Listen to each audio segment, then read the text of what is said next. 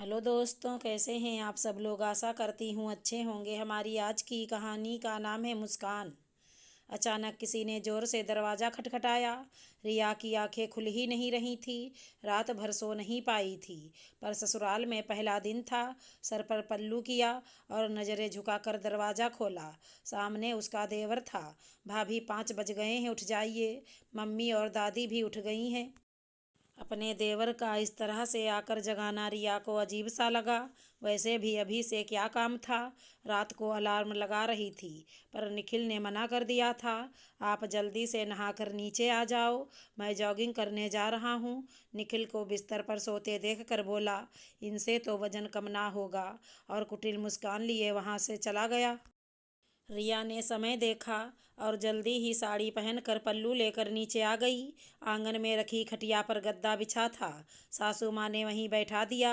झपकाती आंखों से नींद को भगा रही थी। बैठे बैठे नींद आ रही थी। यहाँ आकर बैठने से अच्छा है वो सो लेती, दिन भर नींद तो नहीं आती। ताई जी बोली, थोड़ी सी नाक मोटी है और बाल भी घने नहीं हैं। फिर भी निखिल के मन भा गई तो क्या करें। चाची जी बोल रही थी कि दान दहेज ज़्यादा ना लाई। पता नहीं भाभी जी बहू को क्या देख कर लाए हैं। इतनी देर में ही निखिल आ गया। रात की अधूरी नींद आंखों में झलक रही थी। भाभी और बहनों को आपस में हंसी ठिठोली करते देख वहां से चला गया। घर में दादी सासू जी बीमार थी, तो उनका हनीमून पर जाना कैंसिल हो गया। रिया का बड़ा मन था कि वो निखिल के साथ घूमने के लिए जाए, लेकिन बड़ी बहू को ये कुर्बानी देनी पड़ती है। कुछ दिनों में रिया ने रसोई संभाल ली। देवर संदीप हर बात में टोका टाकी करता था। घर में ननद नहीं थी, इसलिए वो ननद की भूमिका बड़े दिल से निभा रहा था।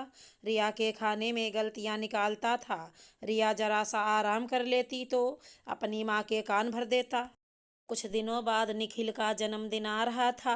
रिया निखिल को उपहार देना चाहती थी। उसने संदीप से बाजार ले जाने को कहा। संदीप बाजार ले गया। वहां जैसे ही रिया ने निखिल के लिए एक कुर्ता पजामा लिया, तो संदीप ने टोक दिया, भाभी आप अपनी ही मनमर्जी से शॉपिंग कर रही हो। आपने मम्मी और पापा से पूछा कि नहीं। भैया के लिए उपहार ले रही हो, वो भी इतना महंगा। अब आपको हर काम मम्मी और पापा से पूछकर करना चाहिए। रिया हैरान रह गई, क्योंकि संदीप को पता था कि वो उपहार लेने ही आई है। घर जाकर बड़ा तमाशा खड़ा हो गया। आंसुओं से कड़वे घूंट पीकर रिया रसोई के काम में लग गई। निखिल को उसने रात को ही उपहार दे दिया। निखिल से संदीप 4 साल छोटा था, पर बड़ा ही चालाक किस्म का था। भाभी की हर गतिविधि पर नज़र रखता था। रिया के ताऊ जी उसी शहर में रहते थे। एक दिन उन्होंने रिया और निखिल को दोपहर के खाने पर बुलाया। संदीप बोल पड़ा, क्या भाभी, थोड़ा जल्दी आते। आपके रहते हुए मम्मी को खाना बनाना पड़ रहा है। रिया ने कपड़े भी नहीं बदले और रसोई में लग गई। सासू माँ भी नाराज ही लग रही थी।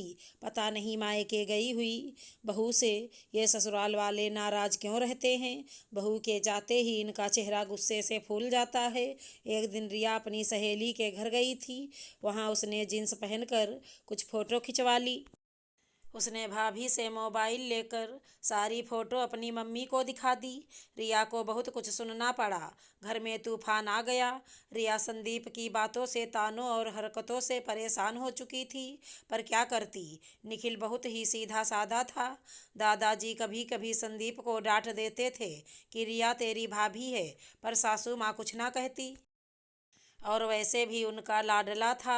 रिया अब गर्भवती हो गई थी। ऐसे में उसका जी कच्चा रहता और काम करने की भी इच्छा नहीं होती है। पर संदीप की यही कोशिश रहती कि भाभी ही काम करें, मम्मी रसोई में पैर भी ना रखें। 9वें महीने रिया ने प्यारी सी बेटी को जन्म दिया। अब तो अपनी बेटी में व्यस्त रहने लगी, पर अपने देवर संदीप में जरा भी सुधार ना देखकर रिया भी दुखी रहने लगी थी। अपनी माँ को ये बातें बताकर वो परेशान नहीं करना चाहती थी। एक दिन रिया की 6 महीने की बच्ची बाहर खेल रही थी और रिया रसोई में खाना बना रही थी। अचानक से रोने की आवाज़ आई। रिया उसे दूध पिलाने के लिए बाहर आई, तो संदीप ने झट से गुड़िया को गोदी में उठा लिया। भाभी, गुड़िया का बहाना नहीं चलेगा, आप खाना बनाइए। बच्चे तो रोते ही रहते हैं, आप तो गुड़िया को लेकर आराम फरमाएंगी और मम्मी को खाना बनाना पड़ेगा। रिया कुछ बोल ना पाई, उसकी बेटी रोती रही। संदीप ने गोद में उठा ली, दूध पिलाने के लिए अपनी भाभी को नहीं दी। रिया ने जल्दी से रसोई का काम निपटाकर दूध के लिए तड़पती अपनी बच्ची को सीने से लगा लिया। उसने निखिल से भी शिकायत की, पर निखिल सीधे थे और संदीप हर मामले में निखिल से तेज ही पड़ता था। दुकान का काम भी दिन भर निखिल संभालता था, उसे तो घर के कामों में दखल देने से ही फुर्सत नहीं मिलती थी। अब संदीप के लिए भी लड़की देखी जाने लगी। रिंकी शादी करके घर आ गई। रिंकी जैसी सुंदर पत्नी पाकर बहुत खुश था। पूरी शादी में गुड़िया किसी की गोदी में नहीं आई। रिया ने शादी का काम निपटाया और बच्ची को भी संभाला। शादी के दूसरे दिन 7 बज गए, पर रिंकी कमरे से निकल कर बाहर नहीं आई। तो रिया ने जोर से दरवाज़ा खटखटाया तो संदीप बाहर निकला। भाभी, ये क्या तरीका है? रिंकी सो रही है, उसे शादी की थकान आ रही है, आप उसकी नींद खराब कर दोगे। पहले 2 कप चाय भिजवा दीजिए, उठ जाएगी। वैसे भी क्या जल्दी है, कुछ काम तो है नहीं, रिंकी को थोड़ी देर और सोने दो। संदीप की बात सुनकर रिया अवाक रह गई। घर की बहू तो 5 बजे उठती है, पर रिंकी तो अभी तक सो रही है। सासू माँ भी बोली, नई नवेली है, सोने दे। रिया चुप हो गई। रिंकी के मायके से तो बहुत दहेज आया है, सभी रिश्तेदार तारीफ कर रहे थे, साड़ियाँ भी सबको अच्छी दी है। रिया सबकी बातें सुनकर खामोश थी। दादा ससुर भी जी बिस्तर में थे, उनकी हालत बहुत ख़राब चल रही थी। रिंकी और संदीप रुकना नहीं चाहते थे। मम्मी, सारी बुकिंग हो चुकी है, पैसे बर्बाद हो जाएंगे, हम दोनों हनीमून पर जाते हैं, कुछ होगा तो आप सब बड़े तो घर में हैं। संदीप ये कहकर निकल गया। 4 दिन बाद ही दादाजी की मौत हो गई, पर वो दोनों अपना पूरा हनीमून मनाकर ही आए। आते ही किसी ने उन्हें कुछ नहीं कहा। संदीप ने अपने मोबाइल पर मम्मी को रिंकी की जींस में फ़ोटो दिखाए, जिसे देखकर सास बहुत खुश हुई। उन्होंने बहू के जींस पहनने पर जरा भी तमाशा नहीं किया। रसोई के कामों को कम करती थी। वो इससे बचने के लिए तरीके ढूंढती, कभी अपने मायके तो कभी किसी रिश्तेदार के यहाँ चली जाती, तो कभी बाहर संदीप के साथ घूमने निकल जाती। रिया ने सास से कहा तो वो भी रिंकी का पक्ष लेकर बोली, तू है ना, रसोई संभाल लेती है, उसके घूमने फिरने के दिन हैं, उसे अपनी ज़िंदगी जीने दे। और एक दिन रिंकी बाजार से लौटी, उसने एक से एक खूबसूरत महंगी ड्रेस दिखाए। कल संदीप का जन्मदिन है, उपहार में दूंगी। रिया ने कहा, रिंकी, तुमने मम्मी जी से आज्ञा ली, इतनी महंगी ड्रेस ले रही हो? तभी सासू माँ अंदर आ जाती हैं। रिंकी समझदार है, इसे शॉपिंग करने के लिए आज्ञा लेने की क्या ज़रूरत है। रिया के पैर तले ज़मीन खिसक गई। वो अपने देवर संदीप और सासू माँ का पक्षपात रोज देख रही थी। अब पानी सर तक आ गया था। एक दिन शाम को संदीप कहता है, भाभी, हम दोनों शाम को घूमने जा रहे हैं, मम्मी से पूछ लिया है, आप खाना बनाकर रख लेना, हम भी आकर घर का खाना ही खाएंगे। रिया का गुस्सा फूट पड़ता है। देवर जी, आपकी पत्नी भी इस घर की बहू है, इसकी भी कुछ जिम्मेदारियां हैं। अब इसकी बारी है। आपकी पत्नी को सोने की, घूमने की, शॉपिंग करने की, कुछ भी पहनने की आज़ादी है, वो कुछ भी कर सकती है।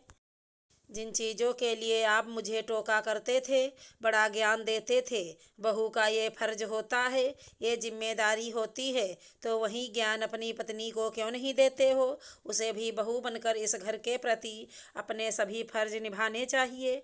ये घर अकेले मेरी जिम्मेदारी तो नहीं है, मेरी बिटिया रो रही है और उसे मेरी ज़रूरत है। मम्मी जी, आप और आपकी लाडली बहू ये रसोई संभाले, मैं अकेली ये रसोई नहीं संभालूंगी। 3 सालों से ये सब सह रही हूँ, कभी जुबान नहीं खोली। रिंकी भी इस घर की बहू है, पर उसे सब तरह का आराम है, तो फिर मैं अकेली ही क्यों सहूँ? देवर जी, भाभी को रोकना टोकना आसान है, सिर्फ जुबान ही हिलानी पड़ती है। अब तुम रोका टोकी अपनी बीबी के साथ भी किया करो, उसे भी घर की बहू होने का फर्ज निभाने दो। एक बात और कहनी है, कल को आपको भी बच्चे होंगे, रोते रहेंगे और रिंकी को रसोई में काम करना पड़ेगा, तब आपको दर्द आएगा। मेरी बेटी और मेरा दर्द तो कभी नहीं आया, लेकिन मैं माँ हूँ। आपकी पत्नी को इस दर्द से ना गुजरना पड़े, कोशिश करूंगी। रिया ने अपनी बेटी को गोद में लिया और अपने कमरे में चली गई। अंदर जाकर निखिल से लिपट कर बहुत रोई। मन हल्का हो गया। आज तुमने हिम्मत करके बोल ही दिया। निखिल रिया को हिम्मत दी। अगले दिन रिया 5 बजे की जगह 6 बजे उठी। रसोई में गई तो रिंकी भी वहाँ थी। रिंकी और उसने मिलकर रसोई संभाली। आज रिया बहुत खुश थी। आज उसके चेहरे पर विजयी मुस्कान थी। अगर हमारी कहानी पसंद आई हो तो चैनल को लाइक शेयर सब्सक्राइब करें। राधे राधे दोस्तों।